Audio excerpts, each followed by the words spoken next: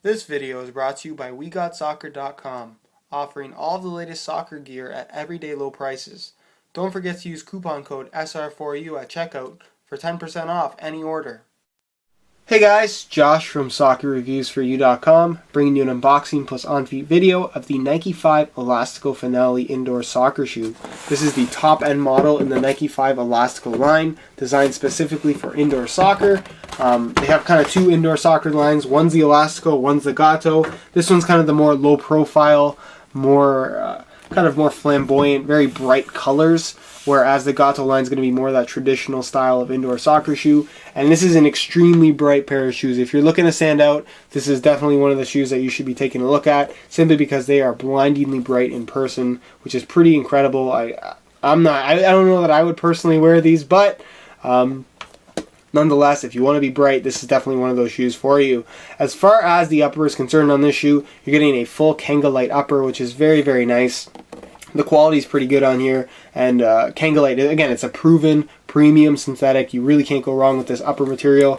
It doesn't really absorb all that much water. It doesn't stretch, and it provides a really nice touch on the ball. But what's unique about the touch on this particular shoe is all these kind of imprints you have at the front of the upper, and these little, it's like basically these little circular imprints, and on the inside of each imprint, which is you're gonna find in this total orange color, it's kind of like a slightly grippy material or a slightly grippy finish, and that's to provide a little bit of extra grip on the ball. That's why they have all these little dimples. So you have a kind of a combination of a matte finish and a grip finish, and it makes for a very unique touch on the ball. Just keep in mind that these little kind of dimples, I find, adds a little bit of bulk to the upper that I think wouldn't have been there should they have just kept it completely smooth. But maybe that's just me. And like I said, I'm not a huge fan of this shoe in terms of the overall feel, but some people have told me that they love it. So again, it's kind of like a mixed bag here. It's completely opposite from the Gatto line, which I love the Gatto line, so that's probably why. It's kind of one or the other as far as what your preferences are for indoor shoes. If you want to be very flashy and low to the ground, this is definitely a shoe for you. But if you want a little bit more cushion and want a more traditional feel, then the Gatto line is probably what you should take a look at. As far as the lacing system is concerned, it has the exact same lacing system as the CTR series of shoes from Nike, with the kind of offset laces towards the instep rather than the outside or the middle, so somewhat unusual. And then of course you're going to have a very nice heel liner here with the suede heel liner, with the ankle collar areas kind of outlined in this very nice soft mesh material, so very comfortable from right out of the box. And then as far as an insole is concerned, you get this removable insole, which is always nice.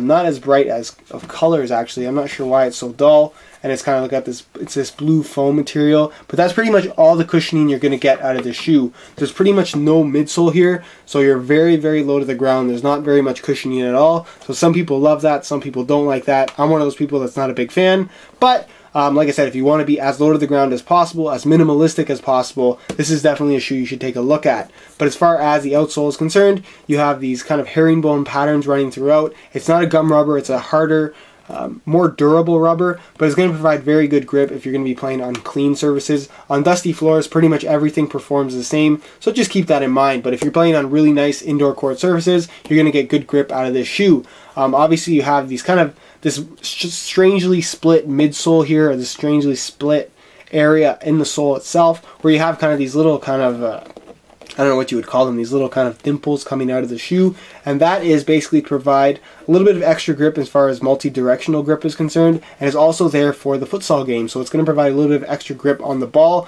Again, I'm not sure how big of an impact that has. I feel like you would have got the same amount of grip should they have just made the outsole all the way through the same material, but they chose to do it like this, which I think looks really cool. And if it doesn't actually change the performance, then it doesn't bother me at all. Then the one thing I forgot to mention here is the actual kind of pass pad area. You can see it flows from the bottom of the shoe all the way into the instep. And again, the rubber is not really abrasive or anything like that. If anything, it's just going to provide a slightly harder surface when passing the ball and receiving the ball. So again, not a huge impact there. But that's pretty much it as far as the unboxing portion is concerned. And we'll move on to the on-feet portion of this video.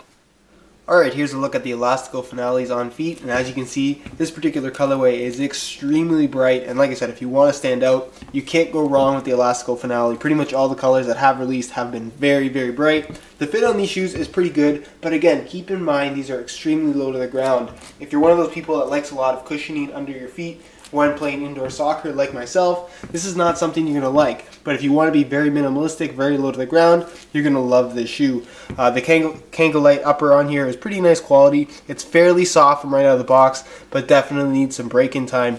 The stiffest part on the shoe is definitely going to be around these kind of like little bubble pattern on the toe box. It makes the Kanga Light a lot stiffer for whatever reason. And as far as flexion is concerned, you can see that there's a little bit of folding in the upper itself, but it is very, very flexible, which is definitely nice to have. As far as the fit is concerned, they're definitely not overly wide shoes at all. I'm wearing a size 9.5 here, which is a half size larger than I would normally wear, and the fit is absolutely perfect, so they definitely do run a half size small. So if you are looking to order a pair for yourself, I definitely recommend going up half a size for the best possible fit. But that's pretty much it as far as the on-feet portion is concerned, and I'll leave you to my final thoughts. Alright guys, well that's it for my unboxing of the Nike5 Elastico Finale indoor soccer shoes. Very unique styling.